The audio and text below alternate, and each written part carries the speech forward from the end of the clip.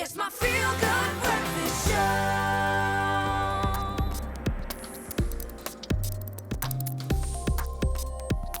Welcome back. You're live with Expresso. Welcome as we enter into, I suppose, the final countdown. Since the lockdown announcement, most people stocking up on groceries. I know a little bit of alcohol bar sales went on yesterday. There's also been a massive increase in activity at art stores and tech stores. People have realized that not only do they need to eat, but they also need some sort of hobby, something to keep themselves entertained and stimulated, especially when it comes to kids and teenagers. And maybe it's time to try something new. We're joined this morning by our tech guru, Brian Smith, to look at some of the ways you can keep yourself occupied online over the next few weeks. Maybe ways that you can actually improve yourself, level up. You can come out of these 21 days as Graham 2.0. Buddy, welcome in these crazy times. Thanks, great to be back. Thanks for connecting with us. I think you more than ever would have a front row seat in this is spike that we're seeing in tech interest and tech use.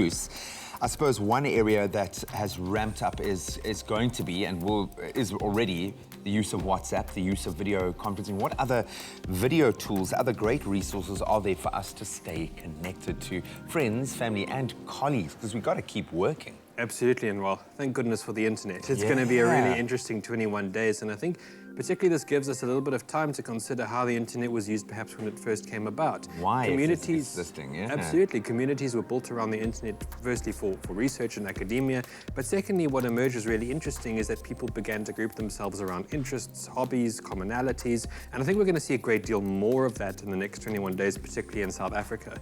I think for South Africans, perhaps something that we don't do that many of us might like to try is sort of joining online forum discussions, like the early days of the internet, or perhaps newer modern chat apps or suites that we can actually use to connect around different interests or different zones of connectivity between different parties. For example, one could join different Slack or Discord groups. That's two apps available on a multitude of different platforms, which could help them not only connect locally with their community, but also with international communities to help keep them engaged with different hobbies or interests during this period. I have a feeling we really are going to become a global village after this.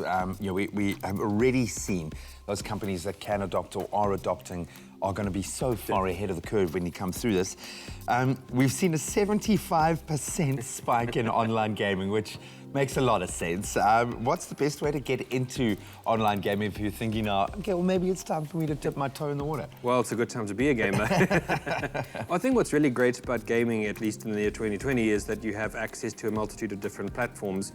You have something sort of as entry-level as smartphone gaming, if you have a smartphone, accessing games all the way from Fortnite to anything else available on your relevant app store, to all the way to serious consoles as well as high-end gaming PCs. And I think this is the time to really dip your toes into the world of online gaming. Specifically as well, I think what we're really going to see a huge increase in is the presence of what are called MMORPGs, so massively multiplayer open role-playing games or open world games where people can create a character or sort of enjoy a fictitious setting online with other people over chat apps, and it's going to become a social experience. I think games like Fortnite have really made this a popular format, at least on smartphones and people end up using the game for all other reasons other than actually playing the game. I just want to go for a walk in a park. Okay. I'm just going to go outside and breathe some virtual fresh air. Take my dog around the park. What do you think is going to be the most played game? Sure, I definitely think the big titles, like I mentioned, we have Fortnite. I'm going to play a bit of Fortnite. I register character. I'm useless. I'm a soft you and me target, both, but it's all about the fun. I think, other titles like Call of Duty is now sort of under Activision, and the EA brand has created its own sort of spin-off on that genre. I think that's going to really take off. I think we'll possibly see newer social games take off as well that we just haven't heard of or aren't really created right now. I think we're going to see a whole lot of new games being coded as we speak.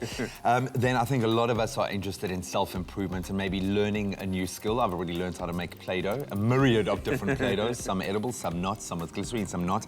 And that was easy enough to do with video tutorials. How do you think people are going to be using the internet to improve themselves, get a new skill? So I think one of the best characteristics of people online is that we've really learned how to learn new skills from YouTube, for example, being a free service. However, there are so many different other avenues online that we can actually use to better better our skills. And I actually think now's a pretty good time to sharpen our CV.